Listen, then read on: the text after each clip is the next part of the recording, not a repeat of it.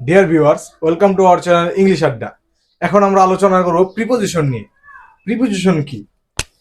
Pre অর্থ হচ্ছে পূর্বে, পজিশন অর্থ হচ্ছে অবস্থান, যেটা নাউন বা প্রনাউনের পূর্বে বসে এবং শব্দের সাথে বা বাক্যের সাথে সম্পর্ক স্থাপন করে, তা হচ্ছে কি প্রিপোজিশন।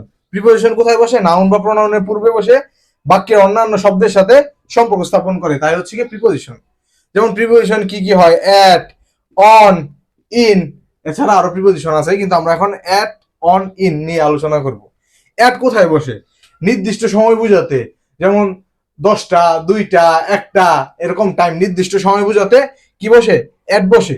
যেমন কি at 10 PM, at moon, at midnight, মানে নির্দিষ্ট সময় বোঝাতে হচ্ছে বসে কি অ্যাট। অন কোথায় বসবে? অন বসে হচ্ছে নির্দিষ্ট দিন বোঝাতে, যেমন on Sunday, on Friday, on Wednesday. তারপরে নির্দিষ্ট তারিখ, যেমন on 29 May, on 31st December, এসব বোঝাতে কি বসে? নির্দিষ্ট দিন বোঝাতে কি বসে? অন। আর ইন কোথায় বসে? একটা লং পিরিয়ড অফ টাইম বোঝাতে হচ্ছে কি বসে? ইন। যেমন নির্দিষ্ট কোনো মাস, বছর এসব বোঝাতে কি বসে? ইন বসে।